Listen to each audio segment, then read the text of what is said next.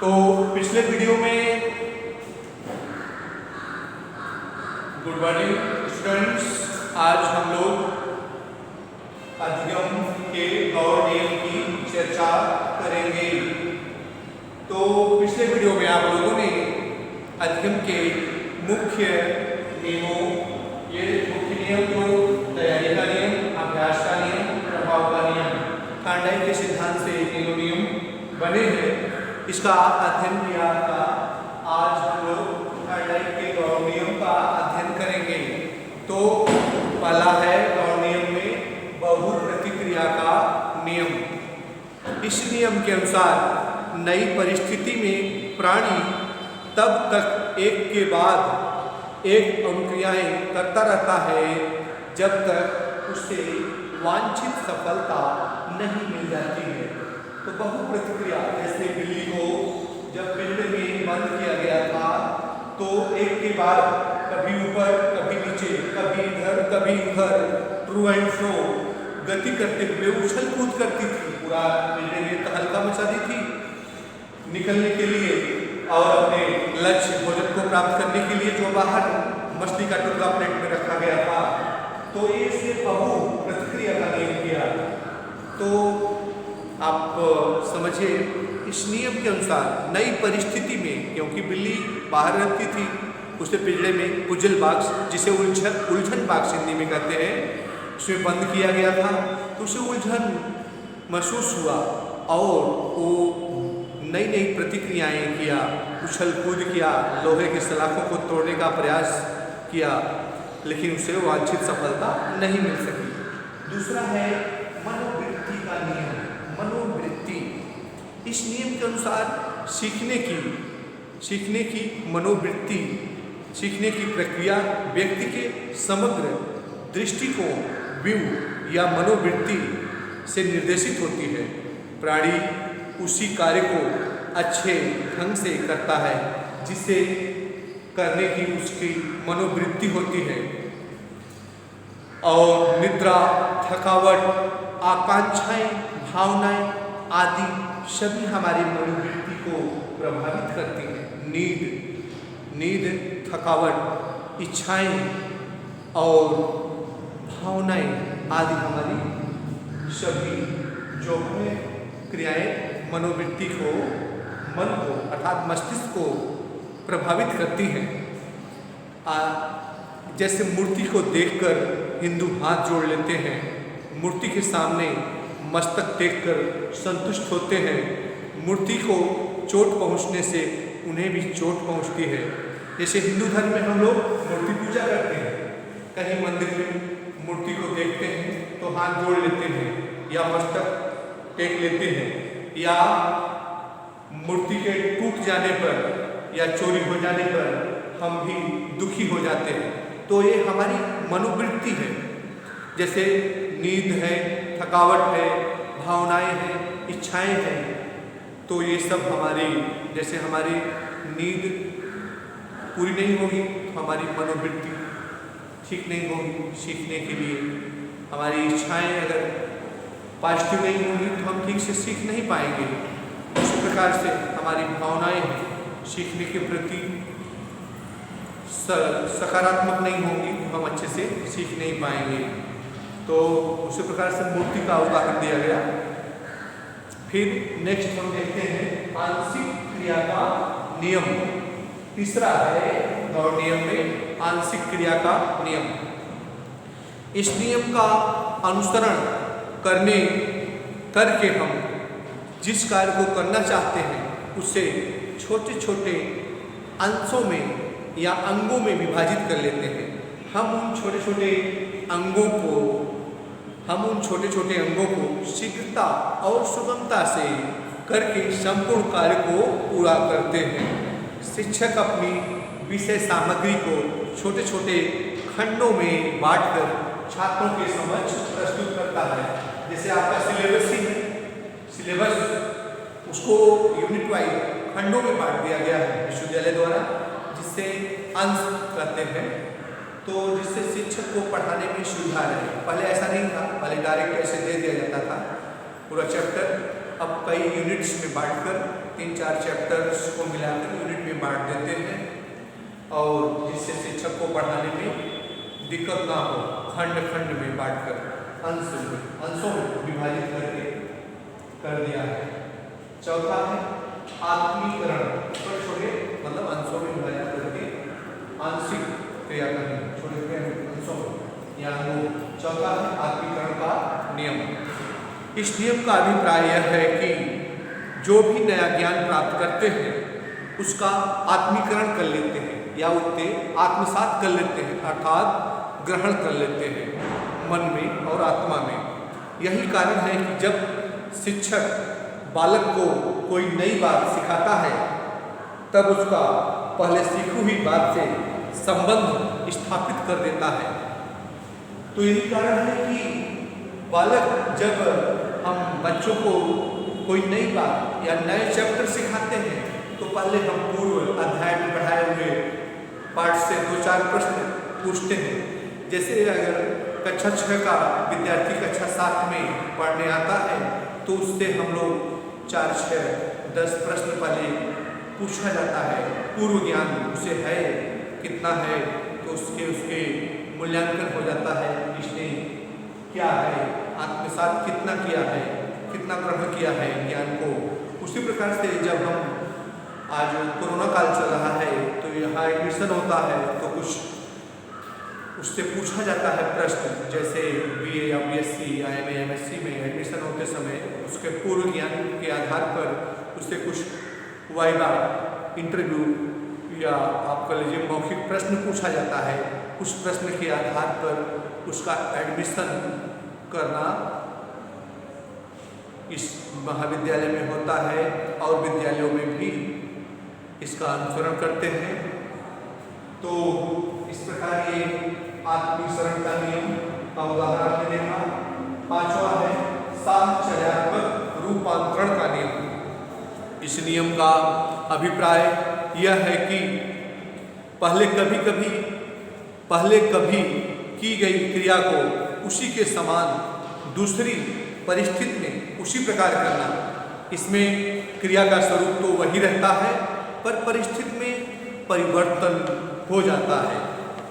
यदि माँ का बच्चा मर जाता है, क्रिया का स्वरूप तो वही रहता है पर परिस्थिति में परिवर्तन हो जाता है। इसमें यदि माँ का बच्चा मर जाता है तो वह उसकी वस्तुओं को देखकर उसी प्रकार सीने से लगाती है जिस प्रकार वह बच्चे को लगाती थी। प्रेमिका की अनुपस्थिति में प्रेमी उसके चित्र से उसी प्रकार बातें करता है जिस प्रकार वह उससे करता था। जिस प्रकार माँ का बच्चा मर जाता है तो माँ बच्चे के खिलौने या और वस्तुओं को देखकर उसको अपने सीने से उसी प्रकार लगाती है जिस प्रकार से माँ अपने बच्चे को सीने से लगाती थी, उसकी याद में ऐसा करती है। और जिस प्रकार से प्रेमिका की अनुपस्थिति में प्रेमी उसके चित्र आदि को देखकर उससे बातें करता है, तो ये है सहचार्यात्मक रूपांतरण का नियम। तो इस प्रकार से आप इस सिद्धांत के प्रमुख शैक्षिक निहितार्थ भी हैं। इसका शिक्षा में क्या क्या महत्व है थार्डाइक के सिद्धांत का, तो बड़े तथा मंद बुद्धि के बालकों के लिए सिद्धांत अत्यंत उपयोगी है। तो थार्डाइक का सिद्धांत जो है बड़े लोगों के लिए और मंद बुद्धि के बच्चों के लिए अत्यंत उपयोगी है। दूसरा है, इस सिद्धांत से बालकों में धैर्य तथा परिश्रम जैसे गुणों का विकास होता है। धैर्य तथा परिश्रम जैसे गुणों का विकास होता है। तीसरा है, बालकों में परिश्रम के प्रति आशा का संचार करता है। बालकों में परिश्रम के प्रति आशा का संचार करता है। चौथा है, इस सिद्धांत जो थार्डाइक का सिद्धांत है, इस सिद्धांत से कार्य की धारणाएं कॉन्सेप्ट स्पष्ट हो जाती हैं। पांचवा है, अनुभवों का लाभ उठाने की क्षमता का विकास होता है। अनुभव, एक्सपीरियंस का लाभ उठाने की क्षमता का लाभ होता है। तो क्रो एंड क्रो के अनुसार गणित, विज्ञान तथा समाजशास्त्र जैसे गंभीर चिंतन वाले विषयों को सीखने में यह सिद्धांत अत्यंत उपयोगी है। और कोल्सनिक के शब्दों में, मनोवैज्ञानिक कोल्सनिक थे, तो उनके शब्दों में थॉर्नडाइक का जो सिद्धांत है, इसमें लिखना, पढ़ना, गणित सीखने में यह सिद्धांत उपयोगी है। 20वीं शताब्दी में अमेरिकी शिक्षा पर इस सिद्धांत का गहरा प्रभाव पड़ा। तो सिद्धांत के गुण या विशेषताएं, इस सिद्धांत में उद्दीपक और अनुक्रिया के संबंध को सीखने का आधारभूत कारण माना गया है। यह सिद्धांत शिक्षण, टीचिंग में प्रेरणा को विशेष महत्व देता है। और तीसरा है, यह सिद्धांत इस बात पर बल देता है कि सीखना एक असंबद्ध प्रक्रिया नहीं है, वरन प्रत्यक्ष, गत्यात्मक, ज्ञानात्मक और भावात्मक अंगों का पुंज है। इस सिद्धांत के अनुसार जो व्यक्ति स्टिमुलस, उद्दीपकों और प्रतिक्रियाओं में जितने अधिक संबंध स्थापित कर लेता है, उतना ही अधिक बुद्धिमान वह हो जाता है। जिस प्रकार से बिल्ली ने अपने भोजन और अपनी प्रतिक्रियाओं के आधार पर जितना जल्दी संबंध स्थापित कर लिया, उतना ही अच्छा उसे संतोष प्राप्त हुआ और बुद्धिमान मानी गए। और पांचवा है, इस सिद्धांत के अनुसार आधार पर थॉर्नडाइक ने सीखने के 3 मुख्य नियम प्रतिपादित किए: तत्परता का नियम, तैयारी का नियम, अभ्यास का नियम और प्रभाव का नियम। तो सिद्धांत के दोष भी हैं। इस सिद्धांत के व्यर्थ के प्रयत्नों पर बल देता है, जिनके कारण सीखने में बहुत समय नष्ट होता है। तो बिल्ली कई बार उछल कूद करती थी, तो उसका ये जो प्रयास कर रही थी, तो ये व्यर्थ का मतलब ये समय जाया हुआ। दूसरा है, यह सिद्धांत जो दोष है सिद्धांत का, यह सिद्धांत किसी क्रिया को सीखने की विधि को बताता है, पर उसे सीखने का कारण नहीं बताता है। तीसरा है, यह सिद्धांत सीखने की क्रिया को यांत्रिक बना देता है, मानव के विवेक, चिंतन आदि गुणों की अवहेलना करता है। जब एक कार्य को एक विशिष्ट विधि से एक ही बार में सीखा जा सकता है, तब उसका बार बार प्रयास करके सीखना व्यर्थ है। तो इस प्रकार अब इसे अन्य सिद्धांतों की रोशनी में सुधारा जा रहा है। लगभग आधी शताब्दी तक संबंधवाद का विद्यालय के अभ्यास में प्रमुख स्थान था। आज भी इस सिद्धांत को विद्यालय में प्रयोग किया जाता है।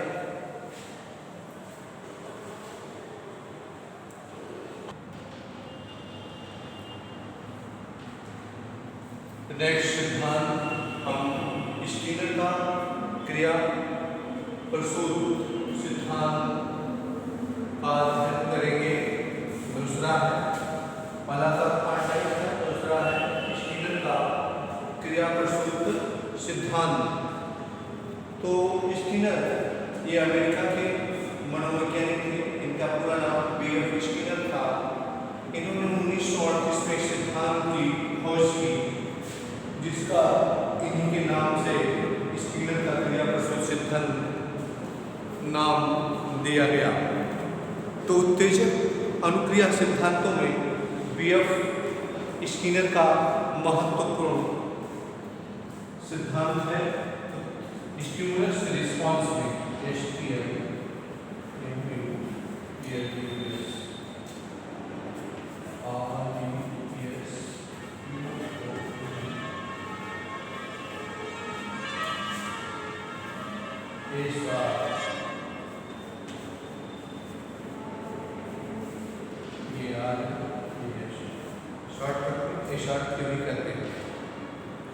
तो B.F. स्किनर का सिद्धांत बहुत महत्वपूर्ण है। स्किनर अमेरिकन मनोवैज्ञानिक थे। उनके इस सिद्धांत का प्रतिपादन 1938 में हुआ। स्किनर जब हार्वर्ड विश्वविद्यालय में प्रोफेसर थे, तब उन्होंने व्यवहार का व्यवस्थित एवं वस्तुनिष्ठ अध्ययन करने के लिए कुछ यंत्र विकसित किए। स्किनर महोदय हार्वर्ड विश्वविद्यालय में जब प्रोफेसर थे तो उन्होंने मनुष्य के व्यवहार और सिद्धांत का अध्ययन करने के लिए कुछ यंत्र विकसित किए। तो इसलिए उनके सिद्धांत को विभिन्न नामों से जाना जाता है। इसे क्रिया प्रसूत अनुबंधन सिद्धांत भी कहते हैं। क्रिया प्रसूत अनुबंधन सिद्धांत, इसके अन्य नाम है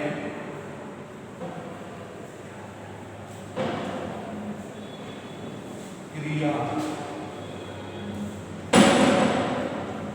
प्रसूत अनुबंधन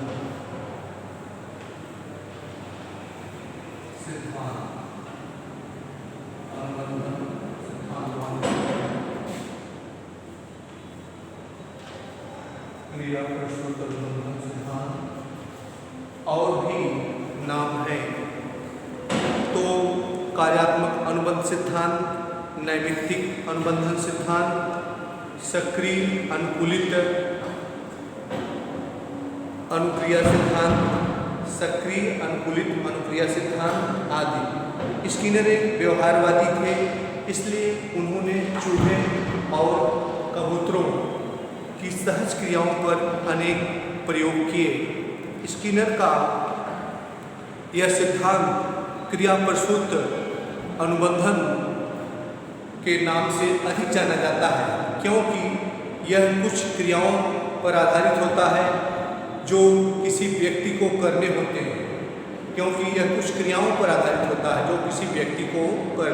हैं। स्किनर का यह सिद्धांत पावलोव के शास्त्रीय व रूढ़िगत अनुबंधन सिद्धांत से भिन्न है, जो पावलोव महोदय कार्य पढ़ाएंगे। इसमें क्रिया प्रसूत अनुबंधन का अर्थ क्या है, इसको समझिए। क्रिया प्रसूत अनुबंधन का अर्थ समझने के लिए अपने स्कूली जीवन के अतीत में झांकिए। आप सभी लोग इस सिद्धांत का अर्थ समझने के लिए अपने स्कूली जीवन के पुराने कक्षाओं के विषय में सोचिए। तो बता रहे हैं कि जब आप स्कूल जाने के नाम से ही थर थर कांपने लगते थे, जब आप स्कूल जाने के नाम से ही थर थर कांपने लगते थे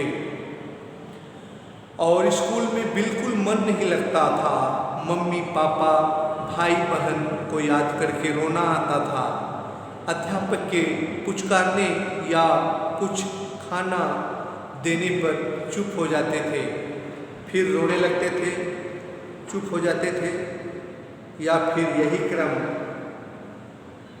तब तक चलता रहता था जब तक स्कूल की छुट्टी न हो जाए और आप अपने घर न पहुंच जाएं। तो फिर दूसरा दिन आता, आप स्कूल जाने से फिर मना कर देते थे और रूठ कर बैठ जाते। मम्मी के बहुत प्यार करने पर, पैसे या टॉफ़ी मिलने पर ही स्कूल जाने का रुख करते। जिस दिन यह सब नहीं मिलता, हड़ताल कर देते, करके बैठ जाते। धीरे धीरे आप बड़े हुए और पढ़ाई व दोस्तों में मन लगने लगा। अब आप स्कूल स्वयं ही बिना किसी लालच के जाने लगे। स्किनर के अनुसार स्कूल आप दोनों ही स्थितियों में गए, लेकिन पहली स्थिति शास्त्रीय अनुकूलन है तथा दूसरी क्रिया प्रसूत अनुकूलन। इसलिए स्किनर कहते हैं कि पुनर्बलन करने वाला उत्तेजक अथवा कृत्रिम उत्तेजक अनुक्रिया के साथ या तुरंत बाद नहीं देना चाहिए, बल्कि अपेक्षित अनुक्रिया करने के बाद दिया जाना चाहिए। वे पुनः कहते हैं कि आप पहले प्रयोज्य को अनुक्रिया करने दें, अगर आप उसकी अनुक्रिया से संतुष्ट हैं तो उसका पुनर्बलन करके आगे बढ़ाइए, क्योंकि पुरस्कार पुनर्बलन के रूप में अनुक्रिया को दृढ़ करता है और पुनः उसी क्रिया को करने के लिए प्रेरित करता है, प्रेरित करने लगता है। और जैसे दूसरा उससे चाहता है, इस प्रकार अपेक्षित अनुक्रिया तथा पुनर्बलन इस सिद्धांत के दो मुख्य केंद्र बिंदु हैं और यही कारण है कि इस सिद्धांत को उद्दीपक अनुक्रिया के स्थान पर उद्दीपक अनुक्रिया उद्दीपक के रूप में जाना जाता है। अतः इस सिद्धांत को उद्दीपक अनुक्रिया के स्थान पर अनुक्रिया उद्दीपक के रूप में जाना जाता है। अनुक्रिया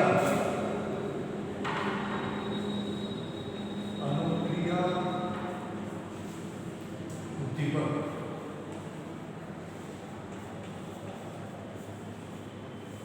के रूप में जाना जाता है। तो इस प्रकार सीखने का सार उत्तेजक स्थानापन्नता स्टिमुलस सब्स्टिट्यूशन नहीं है, वरन प्रतिक्रिया में सुधार है। स्किनर ने अपने सिद्धांत की व्याख्या दो प्रकार के व्यवहारों की व्याख्या से की है। पहला है प्रसूत व्यवहार, दूसरा है अनुक्रिया व्यवहार। तो प्रसूत व्यवहार क्या है? वाटसन मनोवैज्ञानिक थे। वाटसन का विश्वास था कि बिना उत्तेजक के उद्दीपक कोई अनुक्रिया नहीं होती है। बिना उत्तेजना के उद्दीपक कोई अनुक्रिया नहीं होती है। बिना उद्दीपक की कोई अनुक्रिया या बिना उत्तेजना के कोई अनुक्रिया रिस्पॉन्स नहीं होती है। स्किनर इस सिद्धांत से सहमत न था। उसके अनुसार जो अनुक्रियाएं किसी उद्दीपक के कारण होती हैं उन्हें अनुक्रिया व्यवहार कहा जाता है। इस प्रकार के व्यवहार के उदाहरण के रूप में सभी प्रकार के सहज व्यवहार आ जाते हैं, जैसे पिन चूकने पर हाथ हटा लेना, तीव्र प्रकाश में पलकों का झपकना तथा खाना दिखाई देने पर लार टपकना, लार जो जीभ से बनता है। इसके विपरीत जो अनुक्रियाओं स्वेच्छा से होती हैं, अर्थात बिना किसी उद्दीपन के, उसे प्रसूत व्यवहार कहा जाता है। जैसे बच्चे द्वारा एक खिलौने को छोड़कर दूसरा ले लेना, किसी व्यक्ति द्वारा अपने हाथ या पांव को इधर उधर हिलाना, इधर उधर चहलकदमी करना तथा कुछ पढ़ना लिखना आदि। स्किनर के अनुसार अधिकतर व्यवहार प्रसूत ही होते हैं। जैसे टेलीफोन की घंटी बजने पर उसके प्रति प्रतिक्रिया करना या न करना व्यक्ति की इच्छा पर निर्भर करता है। स्किनर ने इन व्यवहारों को एस टाइप और आर टाइप भी कहा है तथा कुछ लोगों ने इसीटेड तथा एमिटेड कहने का तात्पर्य है कि क्रिया प्रसूत व्यवहार उद्दीपन पर आधारित न होकर अनुक्रिया अथवा व्यवहार पर निर्भर करता है। यहाँ व्यक्ति को पहले कुछ न कुछ करना होता है, उसके बाद ही उसे परिणाम के रूप में कुछ न कुछ पुरस्कार की प्राप्ति होती है तथा उसके व्यवहार का पुनर्बलन किया जाता है। उदाहरणार्थ एक बच्चा स्कूल से मिले कार्य को समाप्त करता है और उसके तुरंत बाद माता पिता मुस्कुराहट या प्रशंसा करके उसका उत्साह बढ़ाते हैं। दूसरे दिन बच्चा फिर अपना कार्य समाप्त करता है और अच्छा कार्य करने के लिए उसकी प्रशंसा की जाती है। स्किनर इसी प्रकार के पुनर्बलन और उसके पर्याप्त और तुरंत होने पर पर्याप्त और तुरंत होने पर बल देते हैं।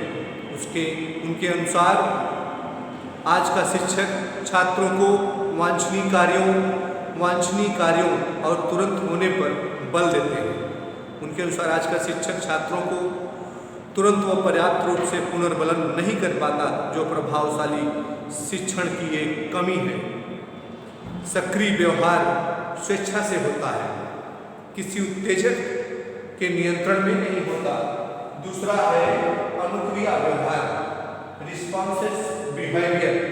अनुक्रिया व्यवहार जैसे रोशनी के आने पर आँखों के पलक झपक जाना तथा आलपिन चुभने पर शरीर के अंगों का मुड़ जाना प्रतिक्रियात्मक व्यवहार के उदाहरण हैं। सक्रिय अनुकूलन में सक्रियता से पुनर्बलन मिलता है तथा लुप्तता से कमजोर होता है। पुनर्बलन क्या है? What is reinforcement? तो इस सिद्धांत में पुनर्बलन भी है।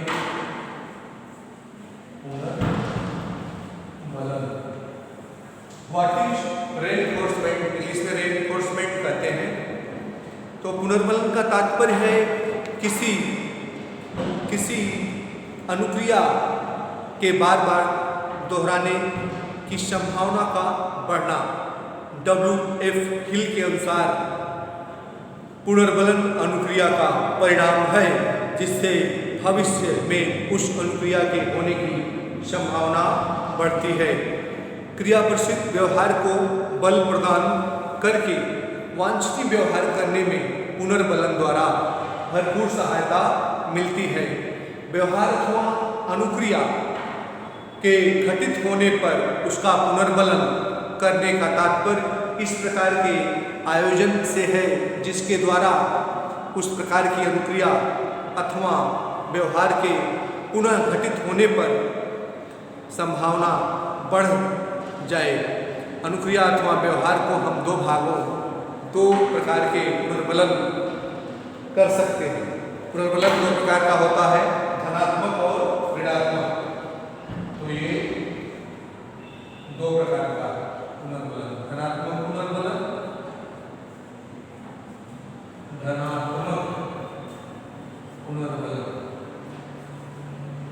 धनात्मक पुनर्बलन में है कि जिस कार्य को करने से हमें सुख और संतोष मिलता है, अच्छे रिस्पॉन्स मिलते हैं, उसकी प्रशंसा की जाती है, शाबाश, वेरी गुड, एक्सीलेंट, बेस्ट, बैठ जाओ, और या पुरस्कृत किया जाता है, वहाँ पर धनात्मक पुनर्बलन होता है।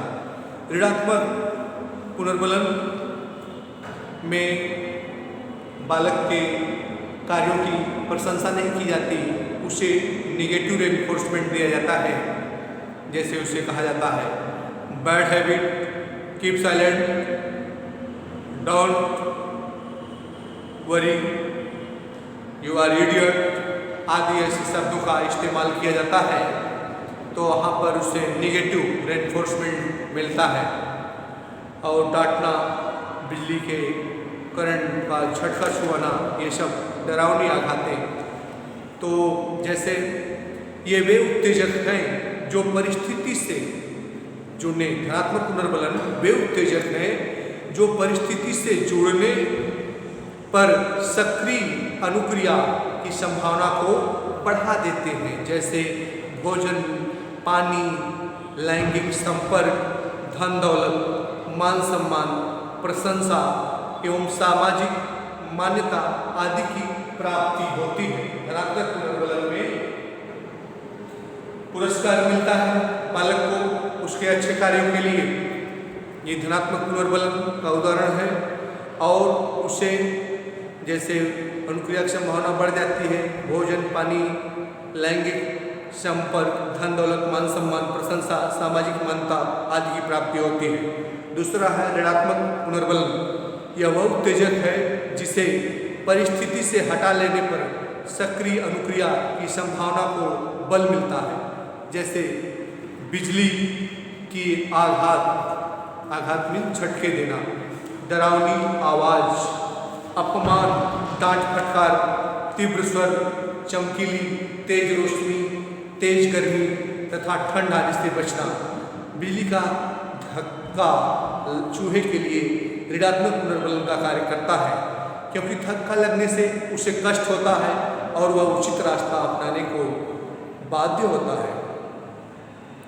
अगला हेडिंग है स्किनर द्वारा जो प्रयोग किए गए हैं, एक्सपेरिमेंट्स ऑफ स्किनर। तो स्किनर के प्रयोग, अब इस सिद्धांत को समझने के लिए स्किनर महोदय ने कुछ प्रैक्टिकल किए हैं।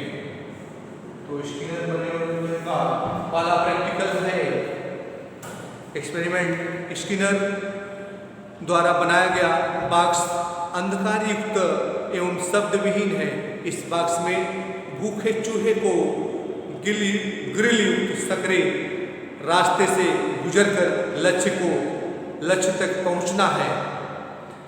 प्रयोग आरंभ करने से पहले चूहे को निश्चित दिनों तक भूखा रखा गया तथा उसे भोजन प्राप्त करने के लिए सक्रिय रहने का उपक्रम भी कर लिया गया। बॉक्स में एक लीवर भी था। चूहा प्रयुक्त मार्ग पर अग्रसर होता, लीवर पर उसका पैर पड़ता और खट की आवाज़ होती।